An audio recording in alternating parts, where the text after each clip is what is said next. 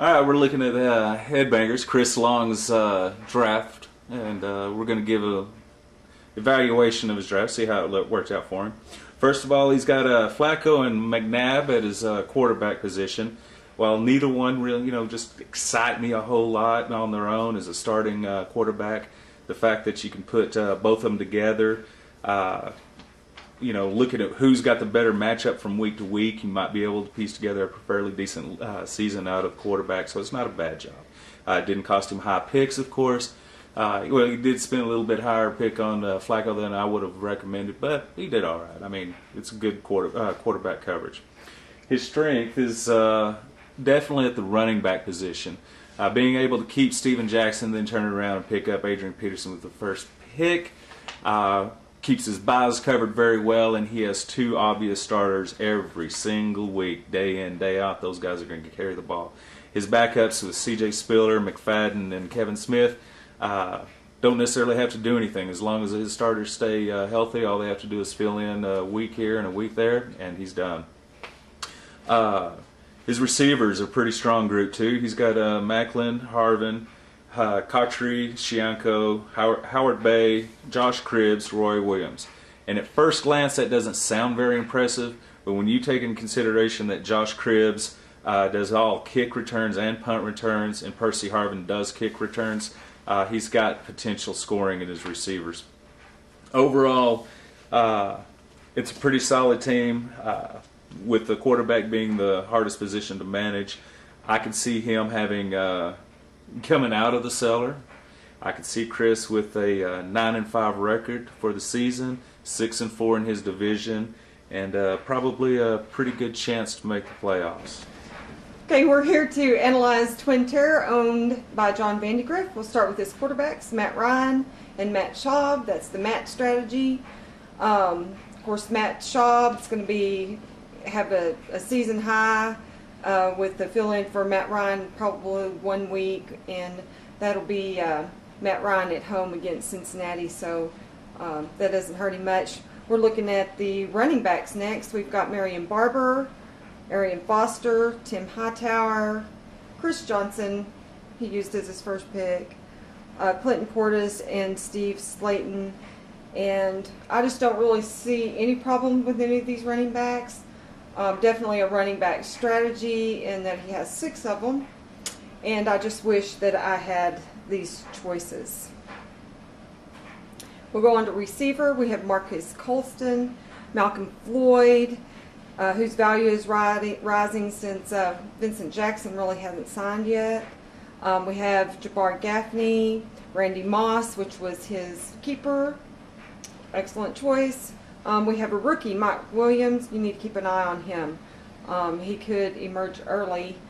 We have Antonio Gates, an obvious target for San Diego, and then Kellen Winslow being probably just an afterthought.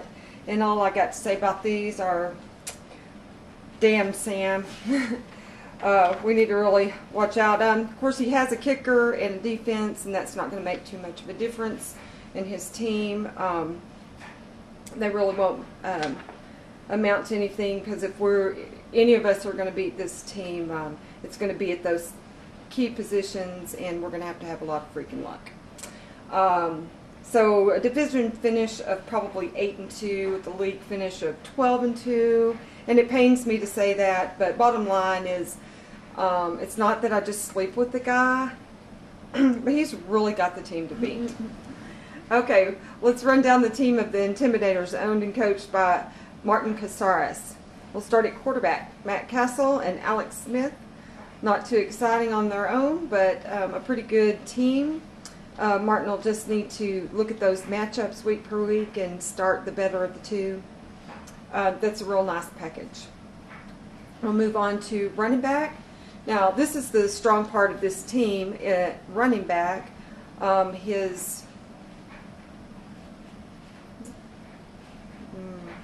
His starters, I'm sure he's relying on that Ray Rice that was his keeper. He's a solid starter and kind of scary. Then he has LaShawn McCoy, obvious starter, and also took a very high pick, 3rd overall in the first round for Ryan Matthews. And I hope that that proves to be good for him and that he totally doesn't tank, or he's going to have a lot of grievance from the rest of these owners. Sad to say that Ben Tate has an injury. He was a late round pick and he's replaceable, so I'm not too worried about that. So moving on to his receivers, we start with Antonio Bryant, who we learned today has been released, so that's a little kick you while you're down. Braylon Edwards, Lee Evans, Garcon Pierce. Good thing with Pierce is that he is a punt returner, so we'll be getting points for that. Vincent Jackson, there's a story, and even when if he does sign, he'll have a 4-week suspension. Demarius Thomas and Chris Cooley. He's got a core there. He's got a lot to choose from, but, nothing real exciting to talk about. One high point is Vernon Davis. He is one of the top tight ends and very capable of making points. Not very many kicker situations even, make a difference, but this one does. So we see Chris Brown in Houston. We also have Neil Rackers in Houston. So, unless they sign both of them, either the Intimidators or the Runts are going to be without a kicker, and I don't know what kind of impact that's actually going to make, since we can't trade add drop until the second week. So hopefully in fantasy it won't make that much of a difference. Looking at this very tough division that he's in, we predict probably a 3-7 finish with a 4-10 finish for the league. But the bottom line is it really doesn't seem too intimidating right now, but that is right where he wants us to be, the really scary ones. Okay, we're going to run down the team of Raymond's Raiders, coached and owned by Raymond Mahagan, and I'd like to just add his wife did these picks with his input. So let's start at the beginning, at the top, with the quarterbacks, and there was a first round 4th overall pick for Tony Romo. Can we say Homer? Let's do. So hopefully he pans out. I think most of us in the room really want the Cowboys to do well, and I hope that he proves to be worth that 4th overall pick. So he's obviously the starter on this team. He has Sam Bradford backing him up, who may not even make a team, but he has until at least till week 4. Maybe you can pick a better replacement, backup, whatever. All right, on to the running backs. What running backs? Did I say that? Let's see, we have Darren Sproles, and one nice thing we can say about him is he does do some kick and punt returns, and let's pray for some points from them. You also have Jonathan Stewart, who's a little dinged up, and then you have Ricky Williams, who is behind Ronnie Brown.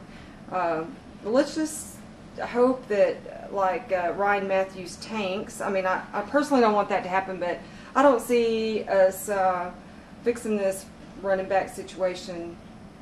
Just have to play those waivers when they're available. On to wide receiver, we have Anquan Bolden, Kenny Britt.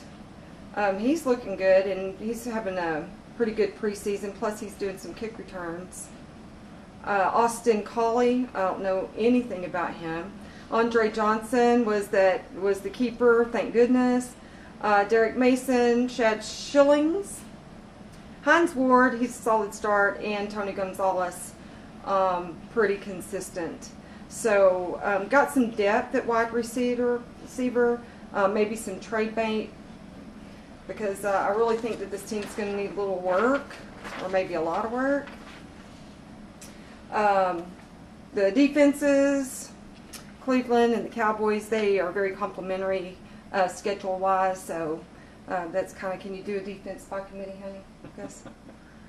Looking at this division, I predict a 4-6 finish, and the overall lead 6-8. But the bottom line is, like I said before, this team needs some work, and Raymond has proven to have the tools to do it.